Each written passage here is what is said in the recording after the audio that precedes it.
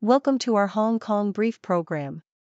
Today, we have a fascinating lineup of news stories that span from regional military exercises to groundbreaking advancements in transportation.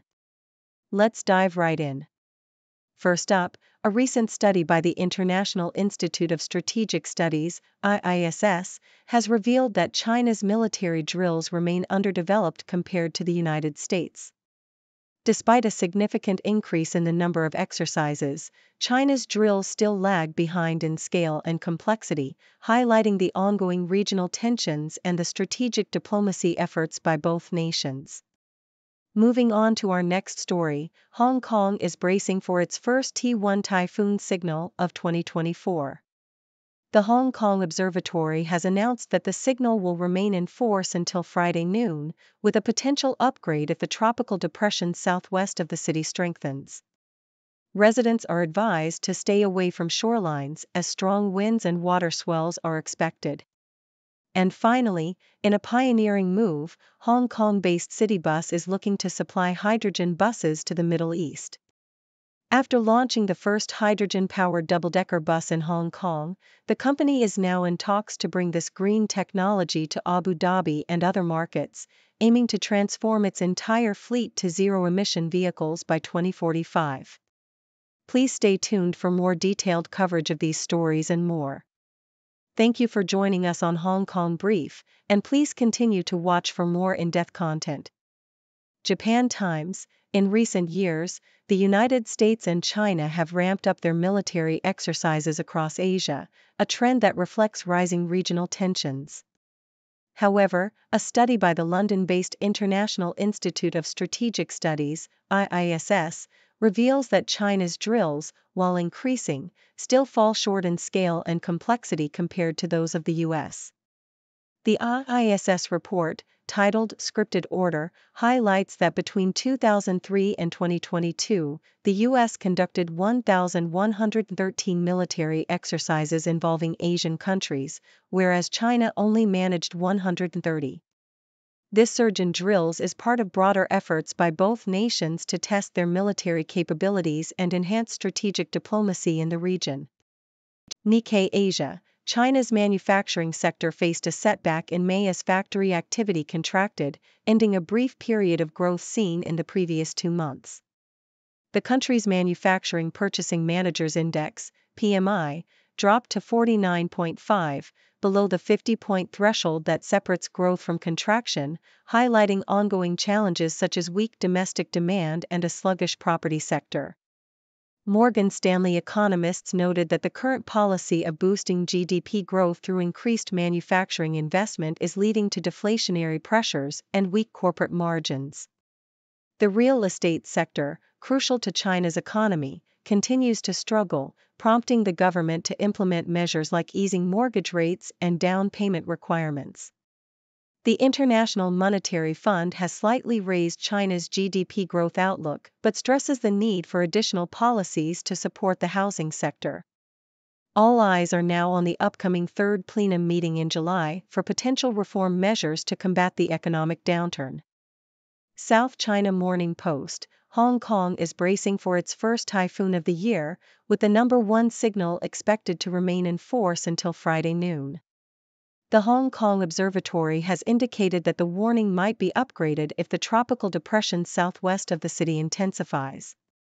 As of Friday morning, the depression was located about 420 kilometers south-southwest of Hong Kong and was moving north at around 15 kilometers each towards the western coast of Guangdong province.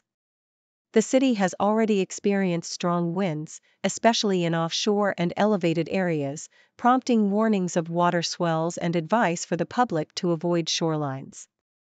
Temperatures are expected to range between 26 and 29 degrees Celsius, with rainy weather forecasted for the weekend. South China Morning Post. Nobel laureate Paul Romer has voiced skepticism about the long-term productivity gains of artificial intelligence, AI, suggesting that the current excitement around AI might be a bubble.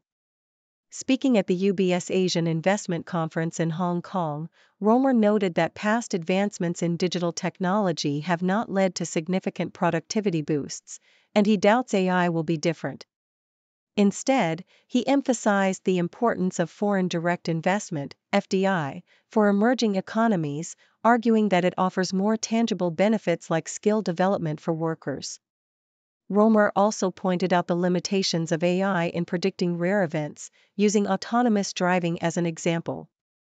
Meanwhile, Bill McCartney from Signal Fire suggested that current AI technologies are making strides in overcoming these limitations, particularly through large language models, LLMs.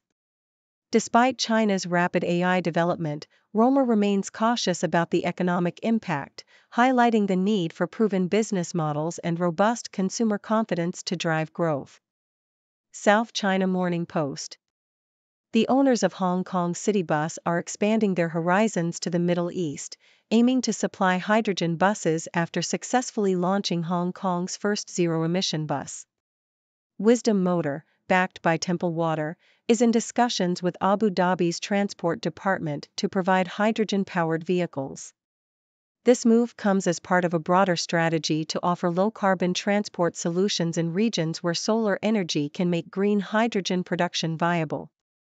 The consortium, which includes Hans Energy, plans to leverage Wisdom's manufacturing capabilities in China and Ballard Power Systems' fuel cell technology.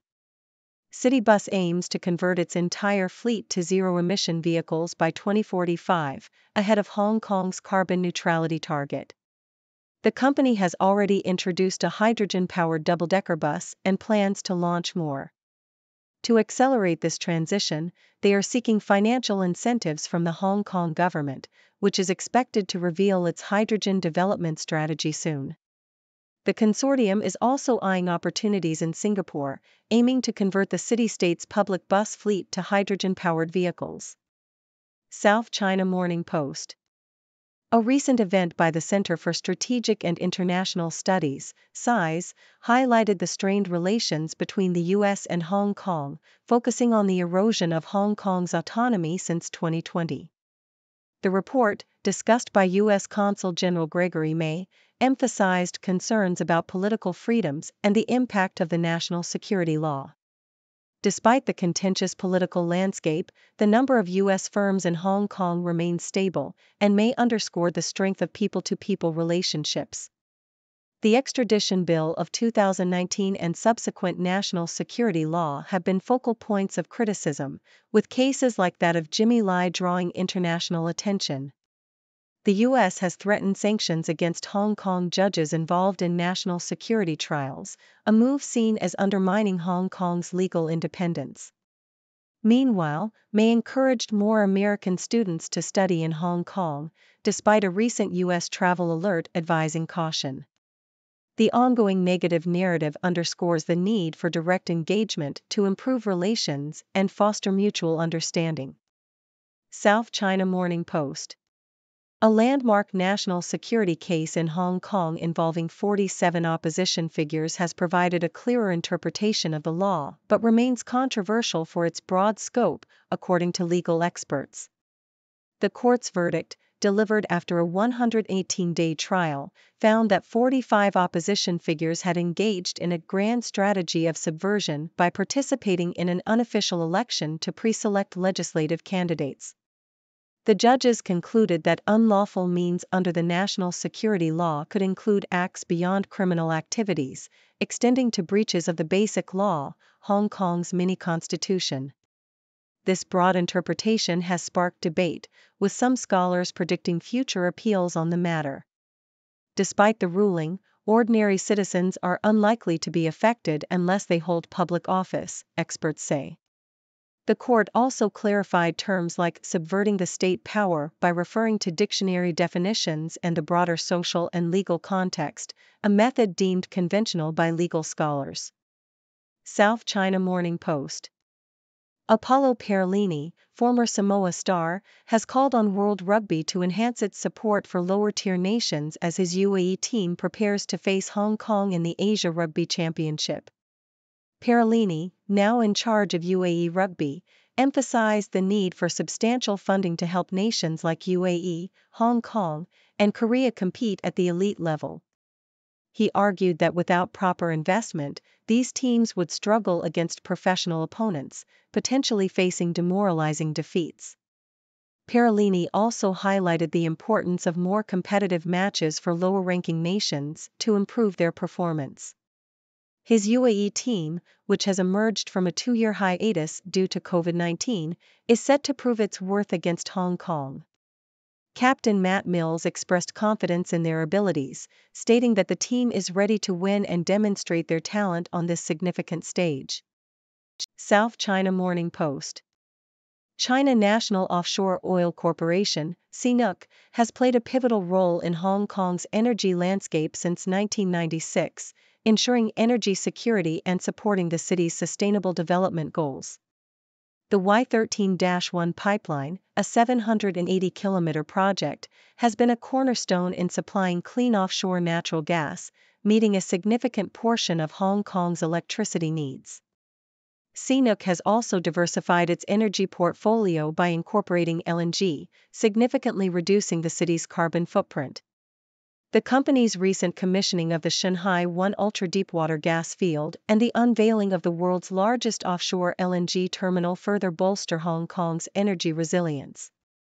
Additionally, CNOOC's green initiatives, such as cold energy recovery projects and offshore wind power, underscore its commitment to sustainability. As CNOOC continues to explore new energy fields and technologies, its partnership with Hong Kong remains crucial for the region's transition to a low-carbon economy and sustainable future. South China Morning Post reports that Guangzhou Automobile Group, GAC, is setting its sights on Hong Kong's electric vehicle, EV, market with an ambitious goal of selling 4,000 units by the end of the year. GAC Ion, the EV division of GAC, plans to introduce multiple new models to meet this target, aligning with Hong Kong's decarbonization roadmap to achieve zero vehicular emissions by 2050. The Hong Kong government aims to stop registering new petrol and petrol-electric hybrid vehicles by 2035, and the city currently has 91,633 registered plug-in EVs, a 68% increase from the previous year. GAC Ion's first vehicle in Hong Kong, the Ion Y Plus, has already sold more than 100 units. The carmaker plans to launch more showrooms and introduce new models like the Hyper HT and the Trumpchi E9 to cater to diverse customer needs. Vivian Xu, a Hong Kong native, has transformed her life from a period of profound loss and hardship to becoming a star in the male-dominated world of motorsport, as reported by South China Morning Post. After her mother died of cervical cancer, Xu returned to Hong Kong from New York, feeling lost and broke. She spent years battling depression, finding solace in car racing arcade games. Motivated by her mother's dying wish, Xu completed a degree in economics from Columbia University. In 2023, she made history as the first woman Formula 4 driver to finish the Macau Grand Prix, and she also won gold at the FIA Asia Pacific Motorsport Championship. Xu's journey is documented in Zero to Macau, a film by Jonathan Finnegan. Today, Xu focuses on spending quality time with her 94-year-old grandmother and cherishing the special moments they share. In another report from South China Morning Post, Alibaba's e-commerce unit, Taobao and Tmall Group, is undergoing a significant executive reshuffle as several senior leaders retire, making way for younger talent. Executives such as Wang Hai, Lu Peng, Yu Feng, and Wang Mingqiang have stepped down, following the company's commitment to promoting younger leaders born after 1985 and the 1990s. This shift aligns with Alibaba co-founder Jack Ma's call to empower the younger generation. Eddie Wu Yongming, who became Alibaba's chief executive last September, is spearheading this transition, aiming to support the career advancement of younger employees. The reshuffle is part of a broader restructuring within Alibaba, which has seen other veteran leaders like Daniel Zhongyong and Yu Yongfu also stepping down. South China Morning Post. Wang Jianlin, once China's richest man, famously advised setting a small goal of earning 100 million yuan. However, his wealth plummeted from 215 billion yuan in 2016 to 30 billion yuan in 2023. His company, Wanda Group, transitioned from a global conglomerate to a domestic-focused enterprise mainly dealing in commercial property, selling numerous assets to manage its debt. Unlike Evergrande and H&A Group, Wanda survived by shifting to a light asset model early on. This strategic move, coupled with Wang's understanding of market and political dynamics, allowed Wanda to navigate China's fluctuating economic policies and avoid the fate of many other real estate giants. The Globe and Mail. A New York jury found Donald Trump guilty on all 34 counts in a hush money case related to the 2016 election, marking the first criminal conviction of a former U.S. president. Trump was convicted of falsifying business records to hide a $130,000 payoff to porn star Stormy Daniels, with the jury determining that the payment was an illegal contribution to his presidential bid. This conviction could lead to prison time, though sentencing is likely to occur after the November 2024 election, where Trump is vying for a return to the White House. Trump still faces 3 other criminal prosecutions, with trials expected post-election. Nikkei Asia. Chinese tech suppliers are aggressively expanding into Southeast Asia, challenging long-established Taiwanese and other competitors who have supported companies like Google and Apple in diversifying their production away from China. Google, for instance, has enlisted Chinese supplier Gore-Tex to build Pixel watches in Vietnam, shifting from Taiwanese assemblers. The competition is intensifying, with Chinese companies leveraging their lower costs, quality improvements, and strong diplomatic ties in the region. This shift is driven by both political tensions and China's economic slowdown, as suppliers seek growth outside their domestic market. The influx of Chinese suppliers is creating unprecedented competition for resources and orders in Southeast Asia. Thank you for tuning in. The content above showcases the latest briefing reports and analytical synopses, thoughtfully curated by the 6Do team. These insights stem from a wide array of reputable media outlets, think tanks, government sources, and specialized experts worldwide. We encourage you to explore these sources for a comprehensive perspective. Keep in mind that while the content may not always align with the official standpoint of 6Do Brief, it's not meant to be taken as absolute directives for decision-making. Comprising seasoned media professionals, learned scholars, and accomplished scientists, the 6Do team embodies a trailblazing, fully independent media entity. To customize 6Do Brief to meet your professional needs, you have the option to subscribe to a diverse array of briefings on our website, 6dobrief.com. Regardless of your location, you can conveniently receive 6Do Brief via email.